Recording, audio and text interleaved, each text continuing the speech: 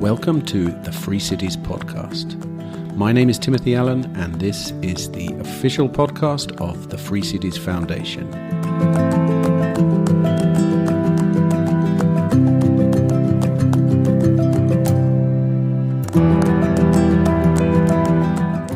Hello, and welcome to this episode number 75 of the Free Cities podcast. Well, this week I'm back in the UAE again, where this time I was lucky enough to sit down with a gentleman by the name of Nzube Udezue. Now, you, of course, will probably know him by the name Zuby. He's a highly influential rapper, podcaster, and, of course, resident of Dubai, which was the thing that interested me. Zuby has a pretty deep connection with the Middle East, growing up as he did in Saudi Arabia. And in this conversation we discuss, amongst other things, the pros and the cons of living in the region, along with some thoughts on subjects such as liberty, rights and responsibilities, discipline, governance, and how to find freedom in an unfree world. Hat tip there to Harry Brown. Great book. If you haven't read it, look it up. How I Found Freedom in an Unfree World. Don't forget, you can reach out to myself or anyone from the Free Cities team via our social media channels, or if you want a really swift response, get on over to our Telegram channel. And if you really love the podcast, sign up to our Patreon. All these links are in the show notes as usual, and while you're contemplating all that, why don't you give yourself a little bit of time to sit back, relax, and enjoy my conversation with Nzube Udezue.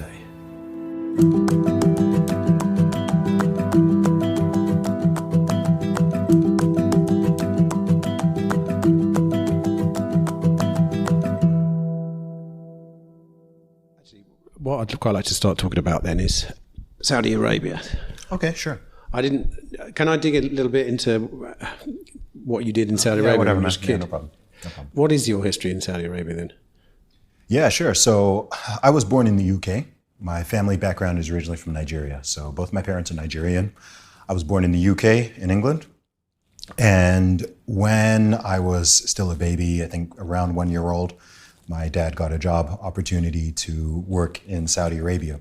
So we moved there when I was a baby. My dad was a doctor for Aramco for about 20 years. So I was in school in Saudi Arabia from kindergarten up until 5th grade. When I was 11 years old, I went to boarding school in the UK for 7 years before going on to university after that. So from the age of 11, I was back and forth between Saudi Arabia and the UK multiple times a year. During term time, I'd be in England, and then during all the holiday times, I'd be back in Saudi. And how is that difference going from one to the other? Yeah. Most people back home would probably think you would be dreading going back to Saudi Arabia, but you may have a different opinion on that. I think. Definitely not. I loved going back. I probably preferred my time in Saudi Arabia than my time in the UK. Of course, it probably helped that was mostly my vacation time. But growing up in an Aramco camp, it's not so dissimilar to what you're seeing here in Dubai and certain parts of it, especially some of the residential areas. So it was a small community, a couple thousand people at most, and Aramco have these multiple camps in different places. Just one school, everyone goes to the same school. It's a small, closed-off community. Imagine like a large-scale gated community, some of the things you might find in some of the suburbs in California or Florida or Texas in the US, if someone wants to envision what it looked like. But it was awesome. Fantastic facilities, ultra clean, 100% safe. The schools were good. The people who were there were fantastic. Lots of great families from all over the world. Very diverse in the true sense. And yeah, honestly, I couldn't really have asked for a better childhood. It was very much a bubble. But what was cool about it was if you did want to go do anything interesting, you'd go out into real Saudi.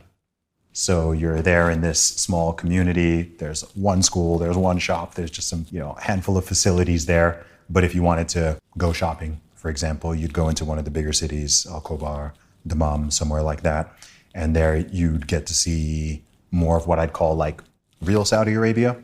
So I got to see both sides of it. So it was I'm very grateful for my childhood. So how would you categorize real Saudi Arabia then? Is that something you enjoyed? Yeah. Yeah, well, it's changed a lot. I feel like when I talk about Saudi, I often have to give a caveat. And I have to say that I can only speak about my experience growing up in an expat community, being a foreigner. Obviously, no matter the city, no matter the country, people are going to have very different experiences. If you ask someone, what's it like to grow up in England? It depends on who you are and where you are, and people are going to have very, very different stories and different experiences. So I can't speak on behalf of what it would be like for a Saudi national who's born there and raised there and is living in Medina or Riyadh or Jeddah or somewhere like that. You would have to ask them for their story. But from the perspective of an expat, and I can also speak for a lot of my friends and acquaintances and other people and families who grew up there, vast majority of people really, really liked it. A lot of people used to go there thinking that they'd maybe just work for 2 or 3 years and save a bit of money. And what would so often happen is you'd get men coming over there as bachelors, bachelor status, let's say. They might be married, but they'd come and have an idea that they'll just stay for 1 to 3 years. And most of the time they'd end up staying for 10 plus years and bringing their entire families over, whether that's from the UK, Canada, US, or anywhere else in the world. And I think the same thing is kind of happening here in Dubai, where you get a lot of people who come and they say, okay, cool, I'll come for 1 or 2 years. And then everything from the safety to the economics to their finances to taxes, all of these things, education, healthcare, all these things, they find, oh, actually, this is perhaps even better than it is in my home country, and this is a good place for me or perhaps even my family to be. And they end up coming and staying for much longer. So I think what people get sold and told in the West, and this has been true for decades about this region of the world, is heavily propagandized. And also people conflate it all. It's because when people talk about the Middle East, oftentimes it's all spoken about as if it's all the same. So I remember living in Saudi when I was going to boarding school or even in university. It was always funny when people would ask me about safety, for example. I still get the same now. If I say I live in Dubai or I live in UAE, people are like, is it dangerous over there? This is coming from someone who lives in London or Chicago or LA or something. And you're just like, what are you talking about? You're so far off base in terms of that. But I think, maybe they're just imagining, they think of the Middle East and they're thinking of like Middle Eastern conflicts, and they're thinking of, they're thinking about Syria or Palestine or, whatever the case may be. And they're kind of just conflating it all. They're thinking about, Saudi Arabia, isn't that close to Iraq? And I remember as a kid, there was like a war, there was the Iraq war and this, or Afghanistan, like they kind of lump it all together. And a lot of people, unless you've been or people who have been and you've spent time there, then not just this part of the world, but I guess any part of the world, it's easy to have certain presumptions and ideas and assumptions which may not, they're not necessarily rooted in absolutely nothing, but they're not accurate, and they're very low resolution views. Do you think your experiences previously in Saudi had an impact on you wondering whether you might move to Dubai now, or have you been coming to Dubai a lot recently? Yeah, I first came to Dubai probably about 20 years ago. More than that, actually. I probably first came to Dubai about 23, 24 years ago. The city obviously has grown and evolved a lot since then. When I first came to Dubai, I was living in Saudi, and we just came for like a weekend or something. So I'm familiar with the region. I've been here many times over the years. And yeah, I think me growing up in the Middle East played a role in that, growing up in another Gulf country. I think that even just the fact I'd been here before already and knew what it was like. And so it was less of a foreign concept for me. I think if someone is, just born and raised, say, in the UK, and they've never been, let's say you take someone who's never been in the Middle East at all before, then there may be more trepidation around moving to whether it's Dubai or Abu Dhabi or, Qatar, Bahrain, Saudi Arabia, because they don't necessarily know what it's like. But for me, having lived in Saudi already for 20 years, moving to the UAE and basing myself here kind of feels like a return home in some ways, down to the weather. I'm just like, oh yeah, this is the same type of weather I grew up with as a kid. A lot of the lifestyle, a lot of just the way things look and feel, and some of the demographics, it's very reminiscent of how it was when I was growing up. So I think that definitely plays a role, as well as just being open to traveling as well. I've been traveling my entire life.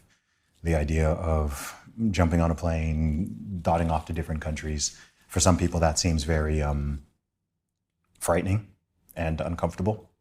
But I've been doing that since my early childhood, so it's normal. What was it like 22 or 23 years ago? Sure. So I don't remember it super clearly, but I remember it feeling not that different to a Saudi city like Dammam or Al-Khobar. I remember just thinking, okay, this is kind of like, I didn't feel like I'd left Saudi when I first came to Dubai. I remember that. It didn't feel like a different country.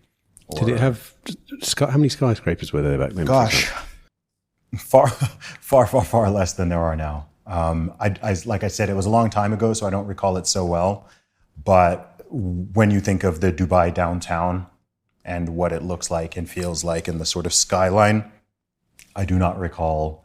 It was nowhere near as developed. I can't remember exactly which buildings existed and which ones didn't. Obviously, some of the most iconic ones had not yet been built. So it was it felt more like a small Arab city with quite a lot of expat influence, but not as developed, nor as westernized, nor liberalized as it is and as it's known today. And how often have you been coming since then? Sure. In the past year, I think I've been to, or in the past 2 years, I think I've been to Dubai 6 times, something like that. And what triggered that? So I have family here. So my family is scattered around the world. My immediate family is in 4 different countries and continents. So if I want to see everybody, I have to travel anyway. And I did some events last year, for example, I did things I had stuff in Nigeria, South Africa, Thailand, Malaysia. And so even just geographically, it's kind of at the center of the East and the West. So when I'm traveling to some of those places, it's a good place you can stop off. It's kind of like a hub. One thing I do love about Dubai and this region is actually its geographic location. So if you do things in the East and in the West, it's pretty centered. It's quite centered for that. So yeah, that was the main thing. And then also just setting up my residency, setting up my business. I had to come a couple of times just to handle some of the business and paperwork in relation to that. It's funny. We only arrived yesterday, and I put an Instagram story on that we were coming to Dubai, and 3 people who I know have said, "Oh my God, you're in Dubai. Come and visit." Yeah. And they've moved here. And now I don't know whether that's unusual. I mean, I've been coming to and from the UAE for quite a while, especially Sharjah. I was working in Sharjah, coming at least twice a year. But that signals to me, and I don't know, maybe you'll agree or not, but that something's happening now. Specifically, is that true?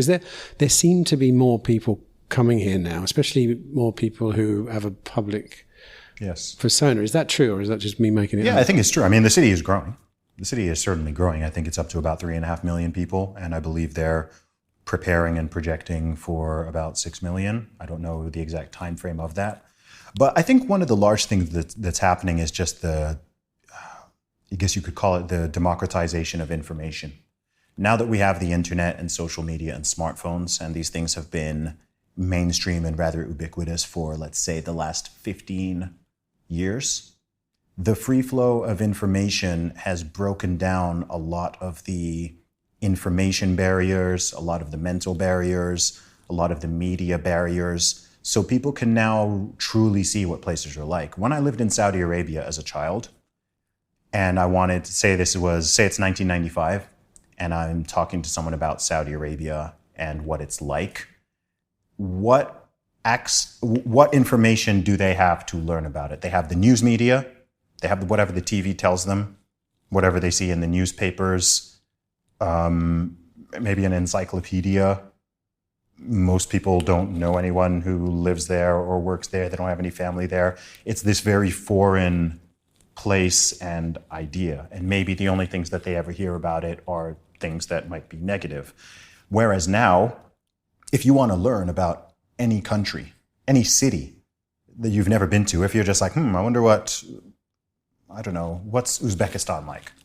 You could go on YouTube and you can find vloggers who have traveled there and they're filming in HD, showing you some of the highlights, showing you what the food is like, walking around some of the main streets. You can go on Wikipedia and look it up. You can just type in a city, look up Tashkent on Google and look at the images, and you can do a lot of learning. You can even go on social media and say, hey, has anyone traveled to Uzbekistan recently? Right? Look up the hashtag. Look up the hashtags and you can see Instagram posts, YouTube videos, people on X talking about it.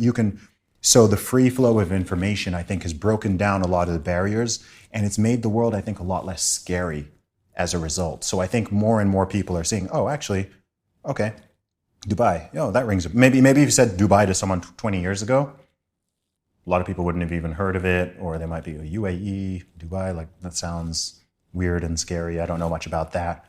Whereas now, if you're intellectually curious and if you're plugged into a network where people do travel around a lot and you meet and interact with people who are from and living in different places, you can get a much better idea of what somewhere is like. At least enough to the point that it suppresses the fear and the sense of the unknown, that you're then like, oh, I'd like to visit someday. What I notice now is if I talk about whether it's UAE in particular, or even if I talk about Saudi Arabia, or I talk about Qatar, what I notice now is more curiosity, whereas before it used to be more like fear and confusion. If I now say to someone, oh, I live in Dubai, it's more like, oh, I've got a friend who lives there too. Or, oh, that's somewhere I'd actually really like to travel to. I've heard good things. Or, oh, that's interesting. Yeah, it's not like it's not the whoa, like that's totally crazy. And I think the same is happening with some other places. Before we started recording, we were talking a little bit about El Salvador. If you go back even 10 years ago, let alone 20 years ago, and if you were to say to someone, oh, I'm going on holiday to El Salvador, they might be like, what? Like, isn't that like scary place that I heard about in the news, or whatever the case may be? Whereas now it's like, oh, I'm seeing this person going there and that person. And oh, I heard this positive thing and I heard that. Oh, actually, you know what? That's somewhere maybe I'd quite like to go to. And then I think once someone has visited, or they are friends with someone who's visited and they've seen the pictures and the videos and they've heard people's personal experiences, I think that's the point where the barrier just drops completely. And it becomes a point of like, oh, okay, cool. This is somewhere that I can go to. And I found with Dubai in particular, people don't tend to come here once. People tend to come maybe out of curiosity at some point, and then oftentimes they return again and again and again. And who knows, maybe the world's always been like that. Maybe it's always been the case that when it comes to cities and when it comes to traveling and when it comes to going to new nations and exploring, there's always been that natural trepidation. Perhaps there was a time where if someone said, if you were to say to someone who's not from the UK, London, they might be like, "Ooh, like traveling to London? That seems like very far away and off the beaten track and strange and whatever." I'm sure if you were, I don't know, if you grew up in Lagos and you stepped foot in London for the first time decades ago, you'd be like, "Whoa, this is very foreign and weird and different." But I think many cities and nations, they've been on the map as travel destinations for a long time. UK, France, Spain, Italy, USA. People have been, our whole lives, people have traveled to these places. You know that there are places you can travel to, and there's things that you can see, and there's tourism, there's all these things. And then there's still a lot of countries, even right now, where they don't have that established yet, rightly or wrongly. And so if you were to go to them, people would be a bit like, that's odd. Why are you traveling to Chad? What's there? Like, that's kind of strange. But who knows? Over the course of the next 50 years, 100 years, 200 years, one of my big predictors is that I just think the world is going to be a lot more multipolar in various ways. And I think that the number of places that are potentially interesting places to live, work, play, travel to is going to rise. And I think that's ultimately a good thing. I don't think it's going to just be like, okay, all the good stuff is, or all the perceived good stuff is in the West and then a handful of other places. I think as economies progress, as nations progress, as places open up more, you're going to see a lot more of like, I think the Gulf is very much going through this right now.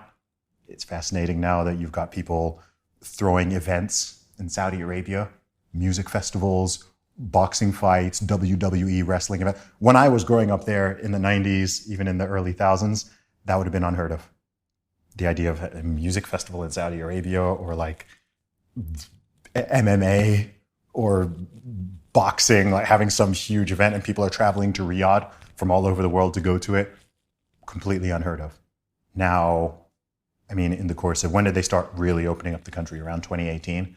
So in the course of just 5 or 6 years, there's already been such a radical shift with that. And the process isn't complete, but now it's not a totally bizarre thing for there to be some big event and they're like, oh, and it's in Riyadh.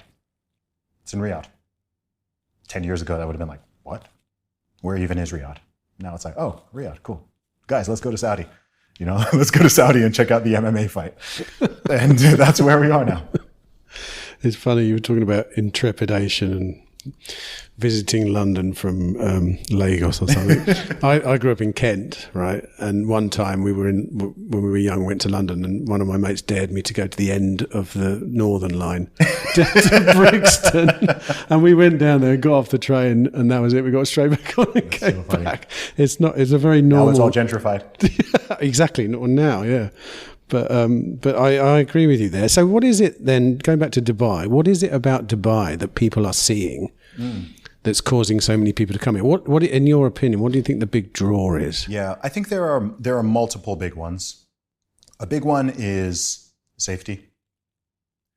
Another big one is financial aspect, tax benefits and savings, which depending on your earnings, you can save anyone 5, 6, 7, 8 figures over the course of time.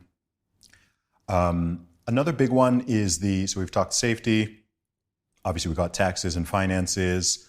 I think the infrastructure. I think the fact that it's on an upward trajectory is actually one of the massive ones. It's a place where the future feels bright. The city is continuously getting better. The country is continuously getting better. When I talk to a lot of people who live, whether they're in the UK or Canada or the US or Australia, sadly, a lot of people feel like they're declining in various ways. Some people feel that economically, some people feel in terms of safety, crime. Some people think about the schools that their kids are going to, some of the ideology, some of the culture war stuff, some of the politics, whatever angle. There are a lot of people who have a sense that it's not as good as it used to be and it's not getting better. Whereas I think with Dubai, it always feels like the place is improving. There's also a ton of opportunity here for different fields. If you're an entrepreneur or even if you're someone who is employed, there's lots of opportunities. There's good schools, good healthcare, roads, all that standard infrastructure stuff. It's also a fantastic travel hub as well. So if you're looking for somewhere to headquarters and you're someone who travels a lot, again, whether it's east or west, then you can fly. There's direct flights to pretty much everywhere. I mean, part of the long-term strategy when in the early days of Dubai was to be a hub. I think it was one of the big buzzwords, a hub, trading hub, financial hub, travel hub. I mean, they really have nailed that. Weather as well. Yeah. Weather as well. It can be too hot in the summer, but outside of that, if you're someone who does appreciate warm weather, lots of sunshine, hot weather, then it's... So why do you think that is? Like, what is it about either this place or the people that run this place, or the people that, what is it that they manage to get right to turn, this place around in a very short period of time? Yeah, it's a great question, and I think there's a lot of ways to approach it. Let me come at it from this angle. What I think is, if you are given a patch of, let's think about the geography of it. This region of the world is just it's just an arid, hot desert. In the absence of human beings and civilization and effort and infrastructure, we're basically in the middle of a desert. We're not in a place with tons of natural beauty and lakes and trees. And you go to some parts of the world and you're just like, wow, there's just, the natural beauty here is phenomenal. Some places it's very obvious why you'd create a settlement here. Oh, look, there's the river and there's the lakes and this. This part of the world, there isn't much of that. It's like, okay, here's your blank canvas. You've got a bunch of sand and flat land. Okay, you need to attract people here. Right? You need to attract people here. So if you were given that project, if you were in a position of power, you were some type of ruler, and you're sort of building a city from scratch, kind of like, you remember the game SimCity, and you're kind of, this is what you're given, then how would you create it and craft policies that you can attract people, not just from the region, but potentially from all over the world? And I think that this is how the founders and leaders of the nation and of the city think, really, is I think they're just like, okay, we need to make this place attractive to whether it's Indians or Pakistanis or Brits or Americans or people from South American countries or across Europe, whatever, in all these different sectors, whether you work in finance and education, you're an entrepreneur, whatever. How do we make this so attractive? Well, firstly, you need an actual city. You need buildings. You need places for people to live, for people to work. And then once that is, hey, actually, we need more plants. We need more beauty. We need some water. Let's make a marina. Let's make some lakes. Whatever it is. So I think it's like, I think they view it like a project. It's very much like a project where you're quite literally building from the ground up, and you are learning from history, you're learning from the existing world, you're learning from other nations, other cities, you're seeing the things that they do well, the things they don't do so well, and you're just over the course of decades and decades crafting it to make it attractive to all these people. And I think that the experiment is very much still going on, but they've made fantastic progress in a relatively short amount of time with that, to the point, as you were saying earlier, where you're meeting people who are like, oh, I don't know how many people in the last couple of years have you heard of or do you know who have decided to move here and make this their headquarters? I mean, I'm here. What made me? What would make someone like me look around the world? I have lots of options of where I could live. What would make me go, of all the different places that I could live, this one makes sense. I've already told you for myself, I consider climate, but that has nothing to do with leadership. You've got, oh, wow, it's really safe here. Oh, there's good schools and good health there. Oh, I like the city itself. Oh, there's lots of amenities and there's entertainment and there's things to do. Oh, it's well located geographically. Oh, there's this opportunity. It's a hub for business. It's a hub for travel. All of these things. It's on a good trajectory. So not everyone is going to do the same equation in their mind, which is why not everyone, even if everyone in the world were truly mobile, and cost wasn't an issue, or uprooting family wasn't an issue, not everyone would end up in the same places, because people have different preferences, people have different priorities.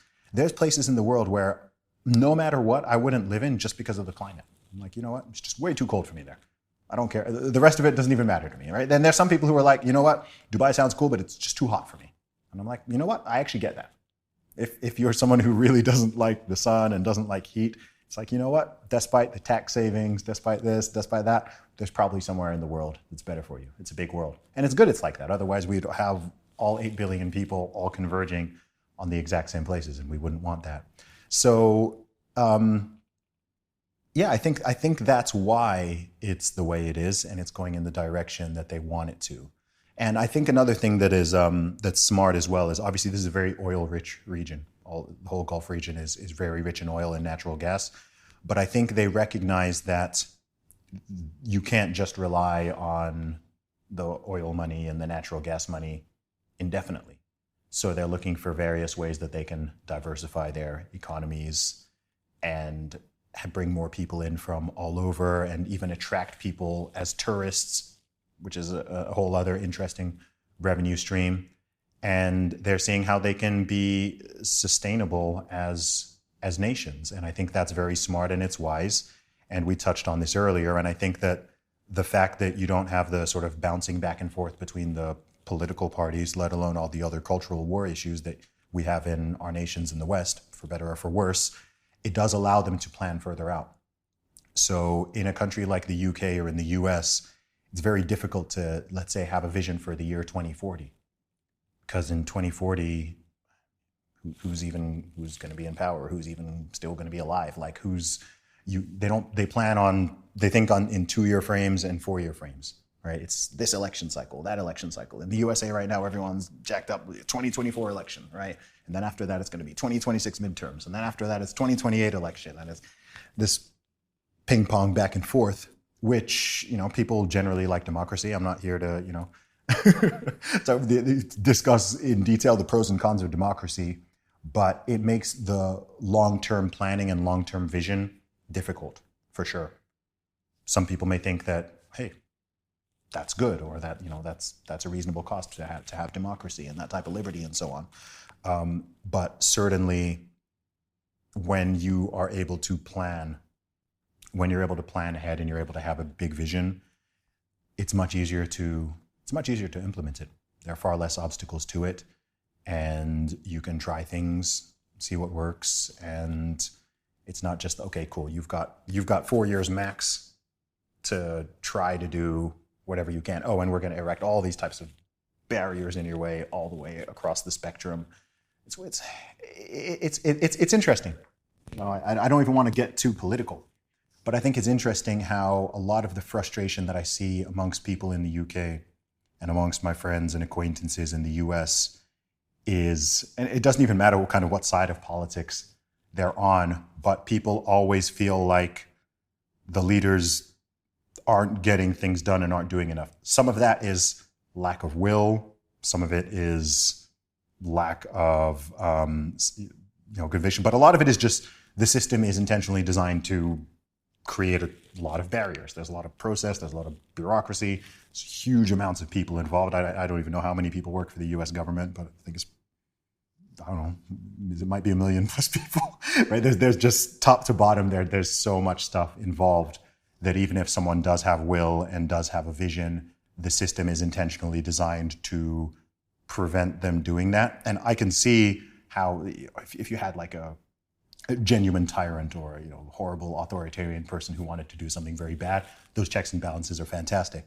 But it also, the flip side of it is you could have someone who genuinely has the will, has the courage, has the conviction, is genuinely benevolent and wants to act as a public servant, and they want to put something in place that would really help, let's say, the British people or the American people, and they can't do it because it just gets challenged and stopped and delayed from every single angle. It's why you get these situations, not even on a federal level, but even on a state or city level in the USA, where they might want to build, I don't know, some type of high-speed rail, or they might want to do some type of construction project, which if they wanted to do it here in Dubai, it would take them 3 years, do some massive project.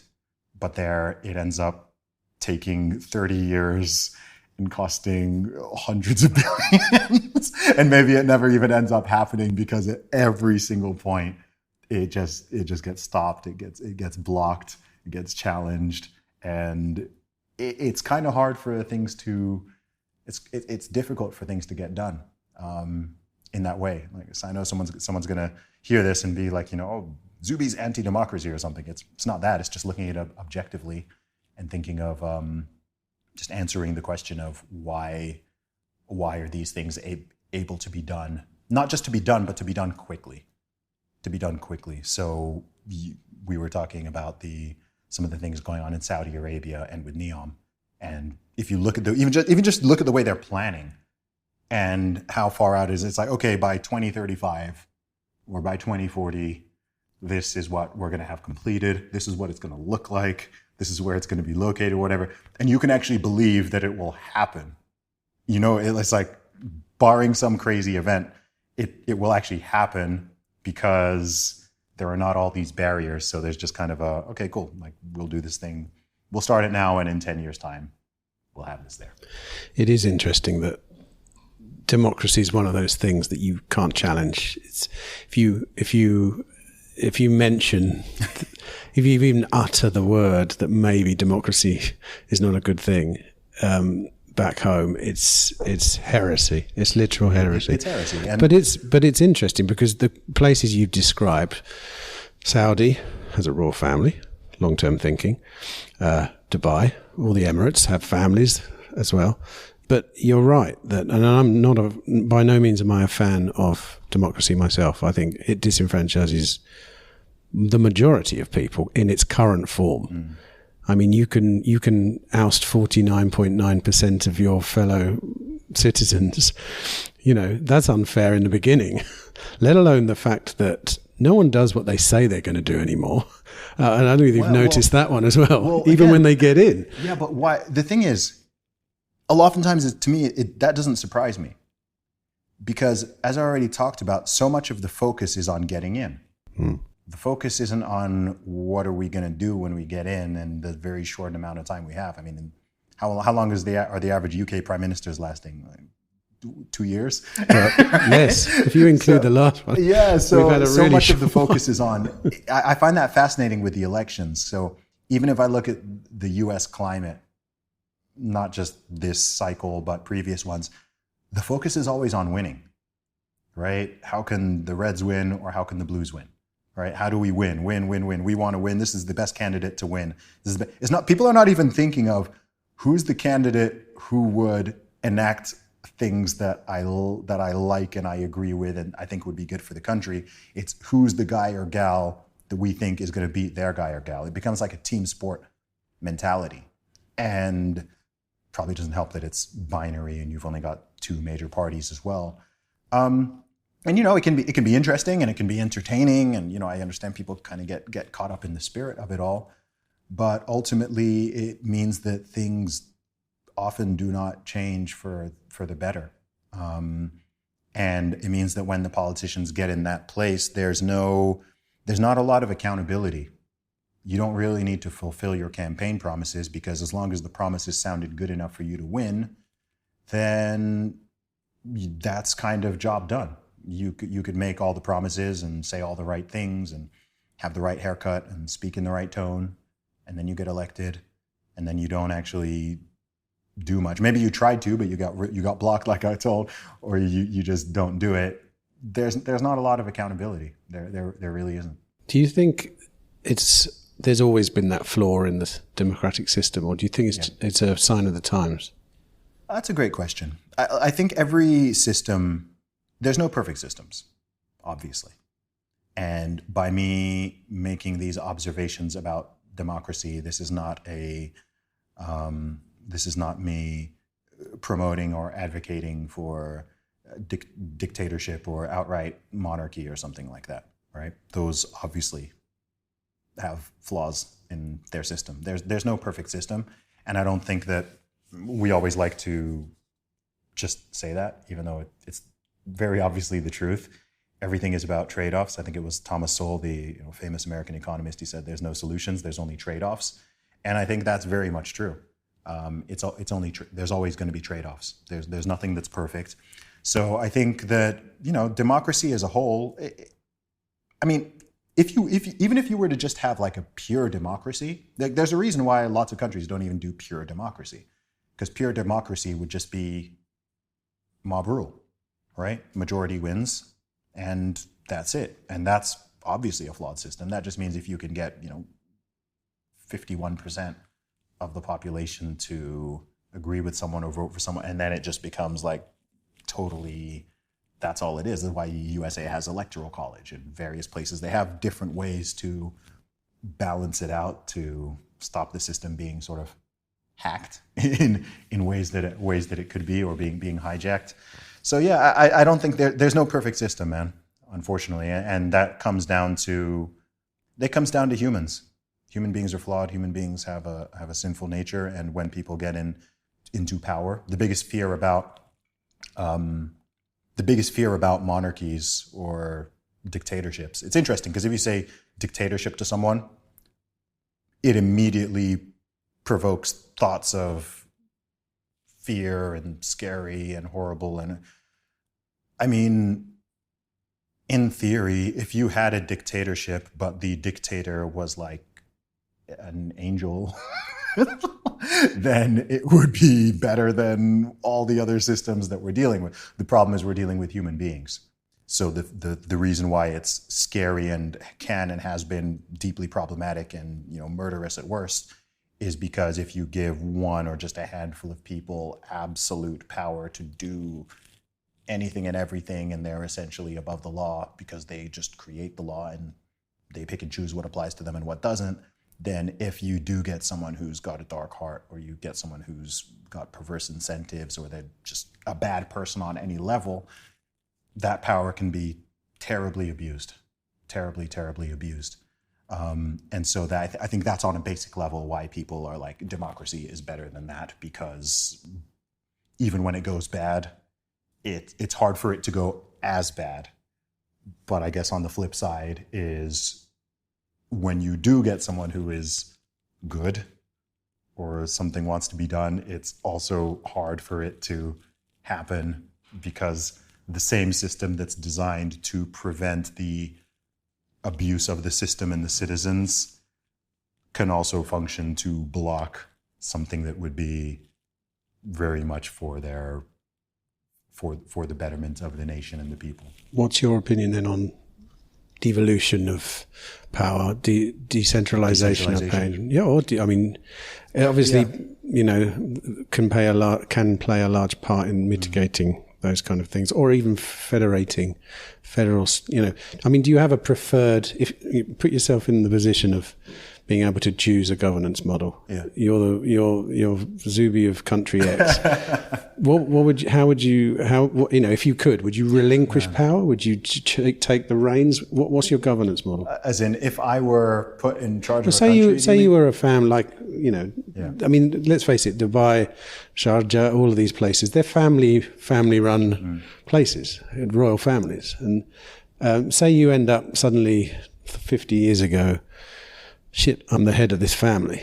We got to do something in this little part of the world. How are you going to run your place? Man, I've never been asked that, and I've never thought about it. All right. Well, try it this way. Under what governance model would you like to be living? I'm happy with what I'm living with. I've lived under quite a range of different models. I've lived in Saudi Arabia. I've lived in England. I'm living in the UAE now. I spent a lot of time in the US. I guess it's probably worth me saying that I think that unless the system is absolutely corrupt, then I don't think that politics and the system, for lack of a better term, is generally going to make or break people, individuals, families, communities. I think that the responsibility lies largely with those individuals and their wider communities. If you have a situation where, people are so oppressed and things are so bad and so regulated or authoritarian that you can't do anything, you can't start a business, you can't do this, you can't do that, there's no free flow of anything, then that sucks. But I think whether someone is, technically in a constitutional republic, or technically in a democracy, or technically in, I don't even know what you call the model that they have here, or what they have in Singapore, or whatever the case may be, people will thrive or fail generally based on their own efforts and talents and people they surround themselves with and their own actions. If you are someone who's got the wrong mindset and wrong behaviors and character and everything like that, there's no non-corrupt system that you're going to thrive in. It doesn't matter. You could be in the perfect situation. You could be in the benevolent dictatorship run by let's not even call it a dictatorship. You could have a place just quite literally run by angels, and if you have the wrong approach and attitude and make bad choices, like you're still going to fail in that. And you could be a deeply imperfect system. We're all in deeply imperfect systems, and you can create success, and you can create joy, and you can have a family, and you can raise good children, and you can do all that in very obviously imperfect situations. So, yeah, I don't know what overall governance model.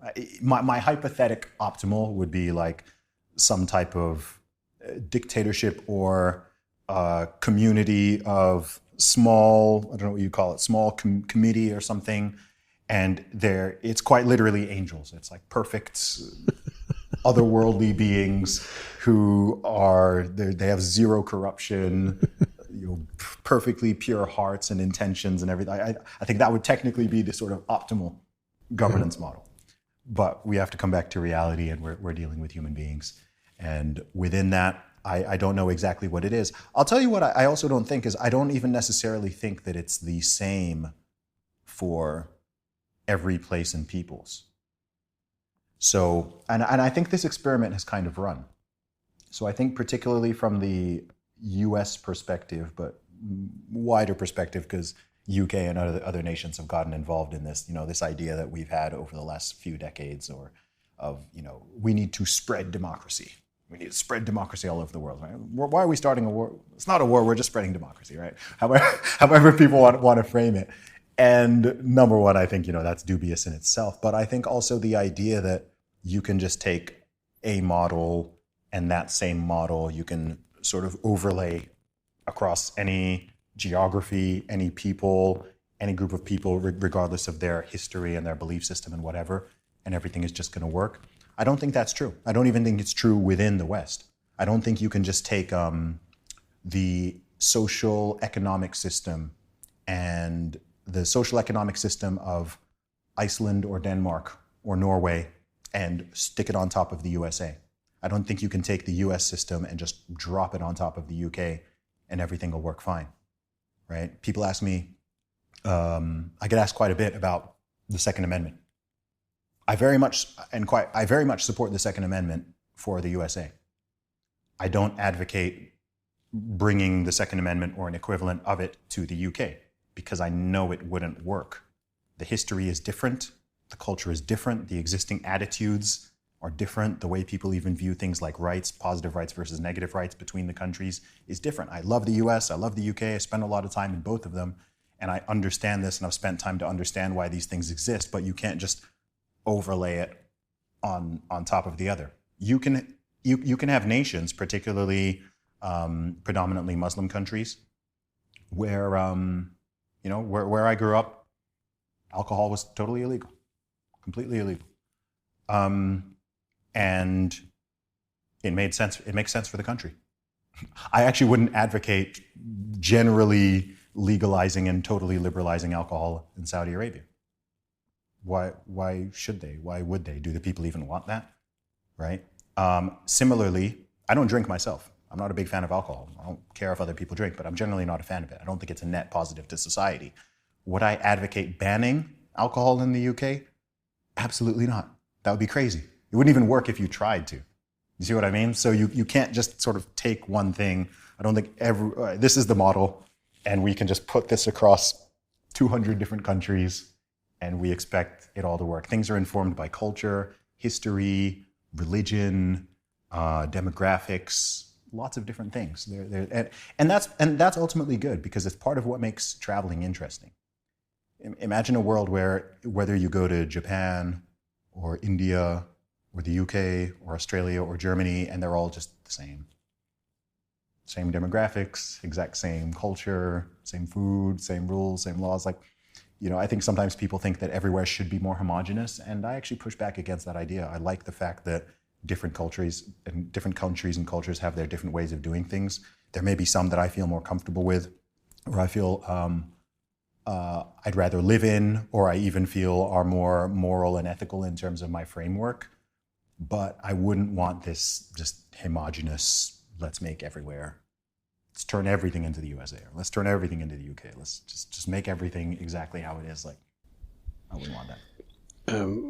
Thought it was interesting when you mentioned your governance model of non-human entities. But, I mean, you laugh, but actually, I think in a way, indirectly at least, we're heading towards a governance model which is non-human. It's going to be an algorithmic one in the future, isn't it? Oof. Well, it is. Social credit systems, let's say, you know. Funny, I was on the plane on coming here, I watched a documentary about ratings, you know, like Uber and getting your parcel by DPS and a rating. And it was a really interesting documentary because it opened my eyes to the fact that those kind of ratings are really bad. They come under the guise of empowering the customer. But actually, your average delivery driver is getting rated by who? You, some guy. And you might be having a bad morning, or he might, you know, the reason he's late is nothing to do with him. And, you know, and it can really ruin their lives and actually ruin their income. Now, everyone thinks ratings are a good idea until you're being rated. And the government, you know, you see it in a number of countries around the world now where there's movement towards rating citizens, you know, credit scores. Are you a good citizen? And at the end of the day, the way to win at the rating system is compliance to whatever the algorithm says is a good or a bad thing. So, I mean, do you believe me? Well, look, it's already a reality in China. It is something that I would absolutely push back on and massively discourage and encourage other people to push back on if there were serious talks about implementing that in our nations or the nations that we live in and reside in. I think that ultimately it's a terrible idea.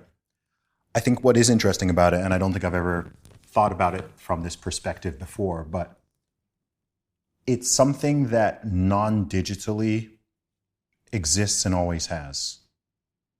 It's called a reputation. And I'm totally happy with the analog version of it. I think it's good to have a society where people have reputations and people care about their reputations. And there are things that you do and there are things that you certainly do not do because it will harm your reputation score, right? So it's not a literal number. It's not something that people track, but anyone in your community, people who know you, we all have an idea of, okay, like this person's trustworthy. Well, this person's not trustworthy. This person, sticks to their commitments. And this person doesn't. This person is hardworking. This person is lazy. We all have ideas around different people. But I think, the idea of centralizing it and having it under the state or having it controlled by whether it's a group of people or it's an artificial intelligence or something, I think that's horrifying. I also think it's actually dehumanizing. I think there's something very dehumanizing about it. It's kind of reducing humans to widgets or pixels or code where this person's score is 78 and we've used this algorithm to determine it and this has these following consequences or benefits or something like that. It's moving too much into the realm of transhumanism and just like the digitization of human beings, which on a base level makes me deeply uncomfortable. I also just think it's totally unnecessary. When people float around certain ideas and talk about certain things, a question I often ask, and I think it's a question more people should ask, is what are we trying to solve here? So sometimes people get caught up in technology and advancements and ideas and this and this and this. And sometimes people run so far with it that they forget, okay, what's the problem you're trying to solve here? So with something like this, I've never met someone in real life who's truly an advocate for digital social credit scores or anything like that. But if I did, it would be like, okay, what are you trying to solve? Lack of control. Pardon? Lack of control. They're trying to solve lack of control. Yeah, there's ways to do that without digitizing humanity and setting something up which is very obviously open to abuse. Again, I think we have to keep reminding ourselves that we can't have a perfect system. I think we should always aim and we should strive for better.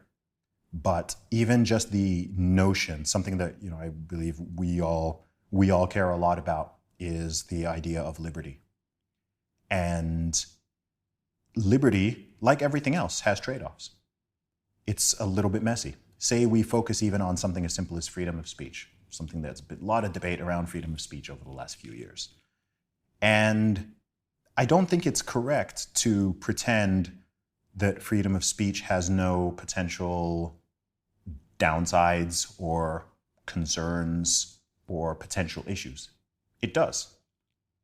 I'm a massive advocate of freedom of speech because I think it's much better than the alternatives. But I recognize it can be messy, right? One of the biggest pushbacks, what if someone is saying hateful things, or they're spreading misinformation or disinformation or this or that, or however way someone wants to frame the pushback. And it's like, okay, yeah, that can happen. That can happen, right? We all have freedoms to do a lot of things that are not good, that are immoral, that are unethical, not even necessarily always being unlawful. We can all think of things that are legal, but we shouldn't do them. and you would not encourage your children to do them, and you wouldn't want your friends or acquaintances or even just your neighbors to engage in those things, not because it violates the law, but because it's just like, that's just not a good way to behave. That's not a good way to treat other people. That's not laws are generally based around morality if you go to the foundational level, but morality goes beyond what the law is. And in a non-corrupt society, they don't tend to generally be in conflict with each other. I think you can tell a deeply corrupt society because morality and lawfulness are opposing forces. There could be something that's mandatory, which is immoral, or there could be something that is moral, which is unlawful, for example. You can think of historic examples of that in particular. But yeah, I think we've just got to do the best that we can do given our individual and collective flaws, and try to shift society and humanity in a better direction while being sensible and cautious. But with regards to liberty, quite a few people I speak to, consider the notion that everyone wants liberty as being completely wrong anyway. Yeah. And actually, it's probably quite a small number of people who genuinely care about liberty, and actually spending too much time trying to create a situation in which everyone's good and free and is actually a waste. And it might be better to focus on yourself, your immediate family, friends, and people who actually do care about liberty. Yeah, I think the concepts of liberty and freedom are also just not as simple as people would like to think. I think, even with the topic of liberty, for some people that means freedom from. For some people it means freedom to. For some people it means a combination in different ways. So I think a big question is even, okay, when we even speak of liberty, what exactly do we mean? Because sometimes you can have two people saying the same word, but the word means something quite different to them. I would say that when it comes to the, I don't think liberty and safety are opposing forces as they're so often framed. But I think that generally speaking, I know, because it was verified from 2020 to 2022. The majority of people in the world value safety over liberty. We've run the experiment. We saw it in real time. We lived through it. Maybe that shocks some people who are liberty lovers, but maybe for a lot of other people it wasn't so shocking. I think during peacetime, when stuff is just normal, most people would say that they support liberty over safety. But I think if you actually look at people's actions and you look at their behavior across various realms of human endeavor, you will find that most people prioritize safety over liberty. But as I said, these are not even opposing forces. I would also argue that you need some degree of safety to have liberty. Some people would just say liberty means being able to do whatever you want. I'd say that's a rather incomplete definition. I don't even know what the perfect definition would be. Because if that's the rule, then I don't know, what would be the most free or highest liberty place in the world? It might be like Mogadishu or somewhere like that. It'll be somewhere that doesn't even have like a proper functioning state and government. It'll be a place that doesn't have like a functioning police system. It'll just be somewhere that's, basically got anarchy. They don't have a proper government. They don't have a state. They don't really, like, you can just kind of do what you want. You can even get away with crimes and whatever because no one's gonna. By that definition of liberty, that would be like, oh, this place is high in liberty. But I think you can quickly see the problem with that, because it's like, well, if you are so unsafe, imagine you're in a place where they don't have all of these basic things that a society and civilization is supposed to, but then you're afraid to go outside because someone might, rob you with no consequence, or someone might harm you or whatever. Okay, does El Salvador have more liberty now, or did it have more liberty 15 years ago? I think most people would say there's more liberty now because there's much more rule of law. There's more people incarcerated now. Right? There's way more people in jail. You could argue that the state, or certainly the power of the state, might be bigger now than it was 10 or 15 years ago. But now people have the freedom to go outside and stay out late at night and let their kids run around in the street and do the basic things human beings want to do. So the sort of freedom versus safety trade-off, I just don't think it's that clear cut. I feel extraordinarily free in Dubai. In many ways, I feel more free here than I feel if I'm in London or New York City or LA. There's nothing I can do that I would want to do in those places that I can't do here.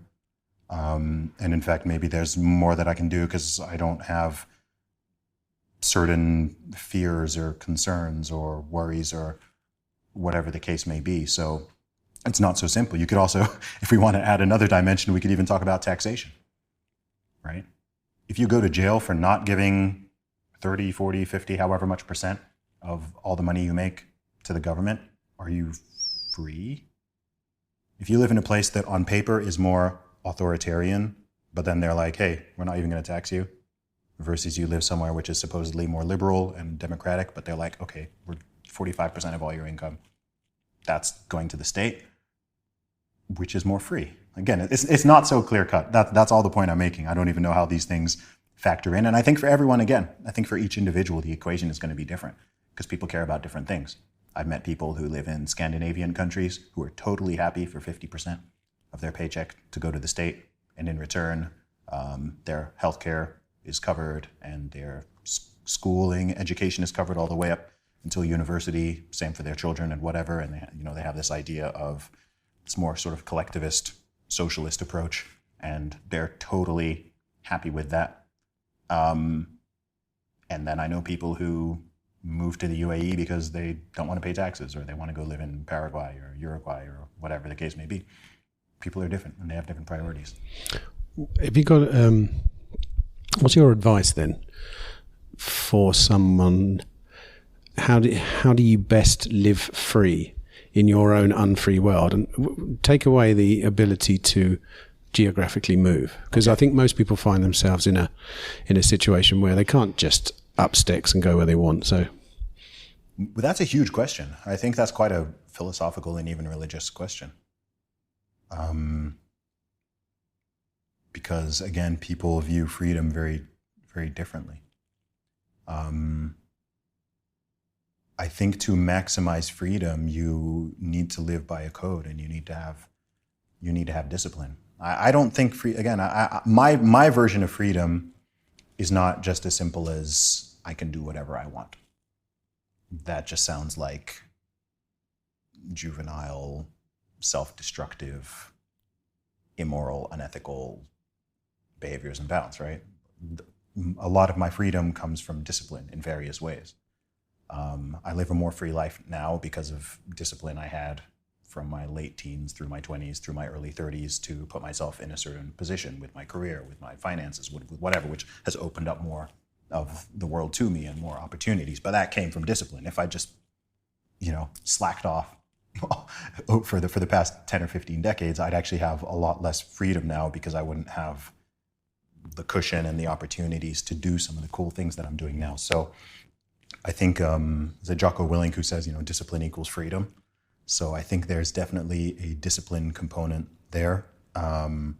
I would say there's a spiritual component there. There's a knowing your own component there. I think in terms of actual advice, I think people need to do some soul searching on that one.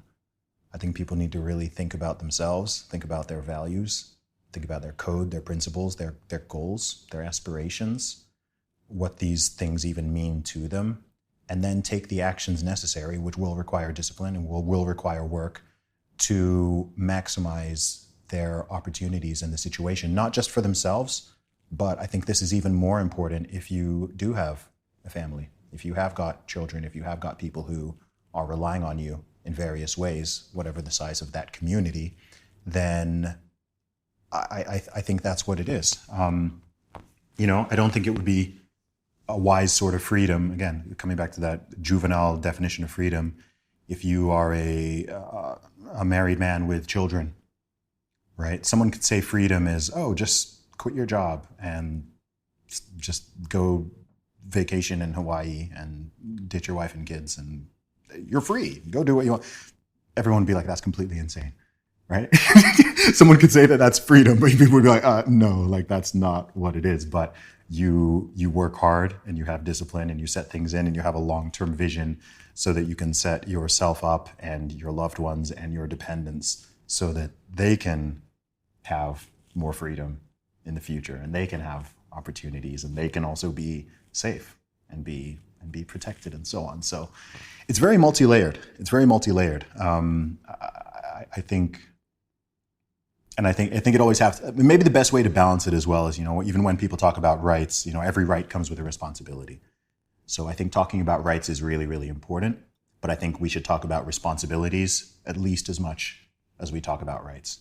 So I can have freedom of speech, I can have freedom of all sorts of things. However, with that comes a responsibility. So I have freedom of speech, but if I were to just run around just saying whatever I want to whoever I want and just behaving in a certain way, and then I were just going, I have the right to do that, I have the right to do that, I have the right to do that, I think the appropriate thing for someone to say would be like, well, you have a responsibility to not be so reckless with your words and not be so reckless with the way that you speak to other people and with the energy you put out into the world. And I think with every right, that goes the same. We touched on the Second Amendment earlier. If someone is an American citizen, they have a right to bear arms. The government is not supposed to infringe on that. The right to bear arms doesn't mean you have the right to run around brandishing your gun and popping it off. So you have the right to own it, but you also have a responsibility to be extremely careful and cautious and prudent with that tool and with its potential power, right? At your home, outside of your home, whatever. So all these things, I think they naturally balance out. I'd be interested to hear your opinion on whether you think there is such a thing as an intrinsic right. I do, yes. Can you elaborate? Yeah, I generally agree with the U.S. founding fathers' idea of rights, which is a perspective of negative rights. So I believe that rights are natural and they come from God and they come from natural law. So I have freedom of speech, or I believe human beings have freedom of speech because that's not something anyone has to give you or provide to you. You're not asking for anyone's labor or anything like that. If you just, when I think about natural rights, I think about if you just washed up on a desert island with no civilization, what rights would you have? You'd have the right to freedom of speech. You have the right to freedom of expression. You'd have the right to freedom of or from religion.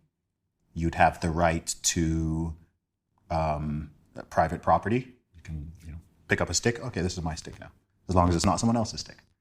You would have a right to seek healthcare, food, fresh water. You wouldn't necessarily have a right to the things themselves because then you're demanding someone else's labor, right? Someone can't necessarily provide that for you. So that is the way that I personally think of rights in the true sense. I just think of things that you just have by dint of being a human being and just existing you have the right to do those things, right? You're not taking someone else's things, you're not harming another, you're not depriving someone else, you're not demanding someone else's service or labor or experience and so on. And then other things are potentially benefits. Some things are products, goods, services, things that are nice to have. You can have something that's absolutely vital, but in the way I think of rights, it doesn't mean that it's a right. So you'll have some people, again, depending on people's political philosophy, some people will say, housing is a human right, healthcare is a human right, clean water is a human right, food is. I don't think those things are human rights. I think you have a right to seek them and to solicit them and to create them, whether this is foraging for food or planting a garden or engaging in trade or whatever it is. But if I'm washed up on that desert island and I just sit there and I'm like, I demand food, I have a right to food. Someone feed me. I have a right to food. I'm going to starve. Right? So I have the right to seek it. Maybe that comes into the pursuit of happiness. Life, liberty, pursuit of happiness. I think that I think the founding fathers really nailed that one. One last question. I'm cognizant of the time here. We've taken too much of your time already. This is going backtrack a bit. I've been having this one's been on my mind for a while about basically the brain drain that is happening from the UK, and you're an example of it. Let's say, what are they doing wrong? Like, show me the pitfalls of being in the UK that mean that there are so many people leaving. I don't even know what the numbers are. There's more people coming than going. Okay, use you as an example. Sure. I mean, how could they have kept me? Is that the question? No, I mean, why? I don't know. You said it earlier, and I agree with you that there are a lot of disgruntled people in the UK. I'm one of them. Yes. I'm there. I wish I could be somewhere else, but I do love being there, and I do love that I live there. But there are so many aspects of it that are so frustrating. I'm just wondering what you consider those to be in your case. Sure. Because you've left and you've come to a better place, supposedly, and you've looked for a better horizon. Yeah. So for me personally, I can speak personally because I know my own decision-making process. So for me, the major ones were, I'm going to start with one of the most obvious. Weather. I don't like cold weather. I don't like the rain. I hate winter. I don't like the darkness. I don't like any of that. Being somewhere where it's constantly cold and cloudy and gray and wet, it's not good for me. It's not good for my soul. It's not good for my health. It's not good for my productivity. I know there's places that are colder and wetter than the UK, and I don't want to live in those either. So for me, that's actually quite a significant factor. The taxes. The better you're doing, the more they take from you. I'm blessed to be relatively speaking, I'm a high earner, and I'm going to be a higher earner in the future. And I don't want to give the fruits of my labor to a state or a government with no thanks, which is just going to throw my money down into a black hole or use it to support some stuff that I don't even support. And sometimes I'm actually ethically and morally opposed to. That's a big one for me. When I think about just the trajectory, one thing about the UK, I love the UK, by the way. There's many things I love about the UK. One thing about it, though, is it feels stagnant. Some people feel like it's declining. Some people feel like it's stagnating. I don't see a lot of people who think that the UK is on a big upswing. If you talk to young people, if you talk to Gen Z, if you talk to younger millennials, the majority of them believe and have a feeling that their life is going to be harder than it was for their parents in many ways. They think it's going to be harder to get on the housing ladder. It's going to be harder to save money. It's going to be harder to get married. It's going to be harder to have children. Some people don't. Some people would like to have kids, but the reason they aren't is because they don't even think that they can afford it. Everything is getting really expensive. There's been a lot of wage stagnation in real terms. People in many sectors are not earning more money now than they were, say, in the 1970s.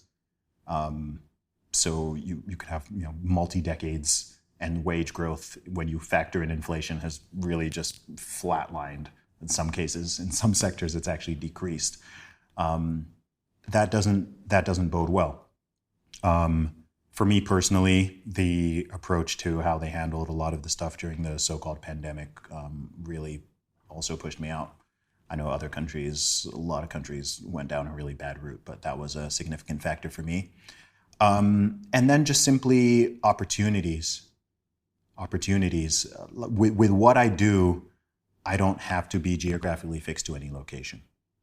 So actually the majority of my audience is actually in the USA, and the US was really where I was planning on moving to. And I ended up headquartering myself instead in the UAE for various reasons. But I think it's simply just having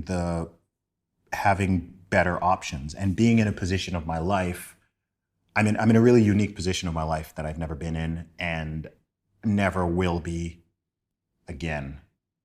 I'm young, I'm healthy, I'm not married yet, I don't have children or any dependents yet. I have a lot of money saved up. I'm able to earn money from anywhere in the world. I'm very open-minded and ready, willing, and able to travel. I've never been in that situation before.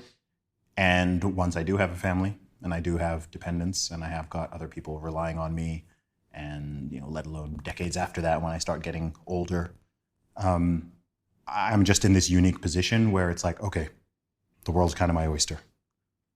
Where do I want to go and put those roots and set things up for the future?